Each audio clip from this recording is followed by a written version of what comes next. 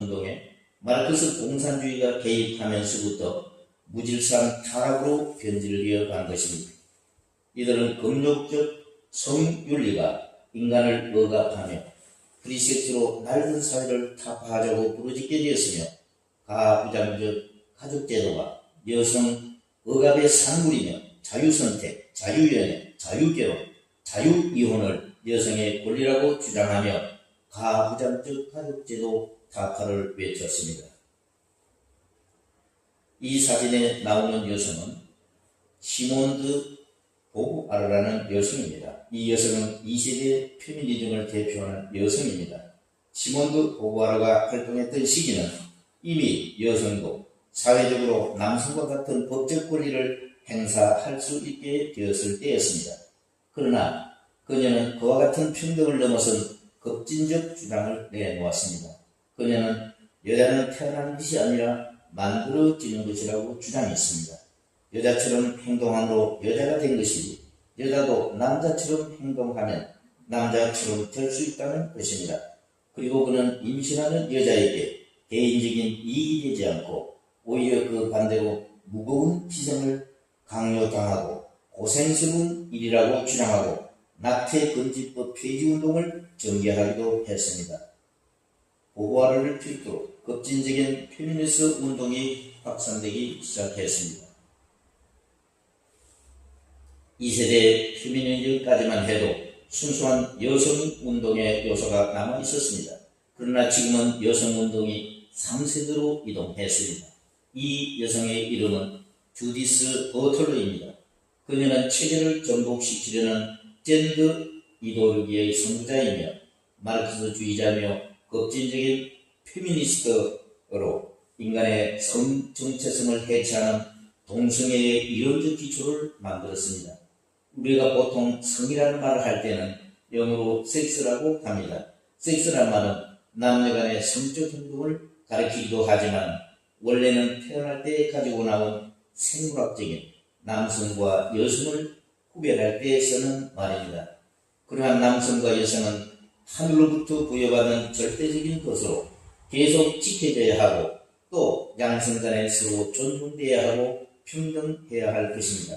그래야 모든 피조 만물도 다 양성과 음성으로 존재하고 있는 것입니다. 그러나 이러한 자연의 원리와 어긋나는 또 다른 의미의 성을 가리키는 젠더라는 말을 쓰고 있습니다. 이것은 사회학적 용어입니다.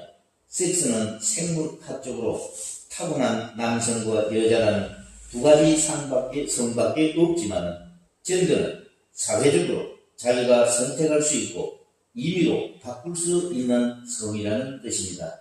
그래서 성의 선택은 인간의 자유다라고 주장하며 내가 여자로 태어났어도 남자로 변경할 수 있는 것은 인간의 권리고 자유라고 주장하며 성의 자기결정권을 내세우고 있는 것입니다.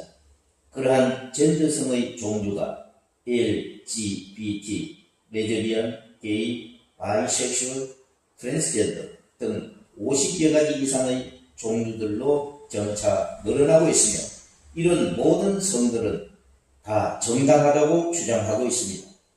일반 대중들은 이러한 실체를 잘 모르기 때문에 그저 성평등에 대해 동조하고 박수를 보내는 경우도 있습니다.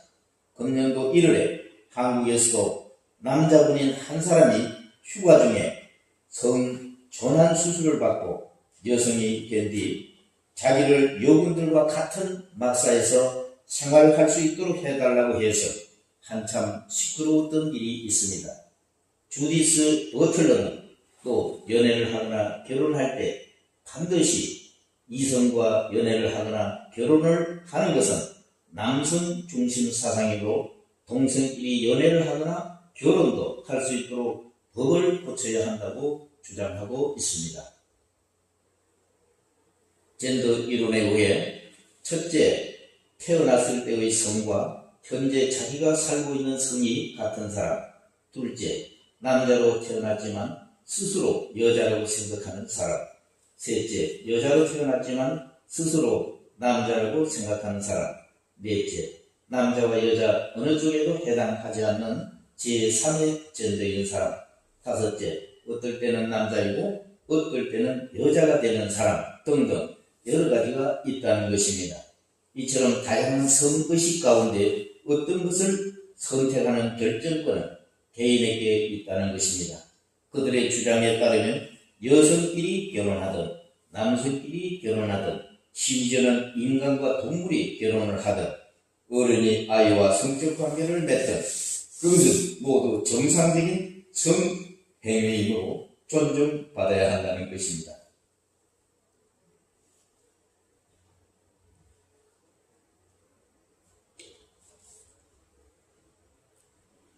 이처럼 젠더 평등과 섹스 평등은 그 의미가 전혀 다릅니다. 우리는 섹스 평등에 대해서는 좋은 것이라고 생각하고 응원해야 합니다. 그러나 젠더 평등에 대해서는 단연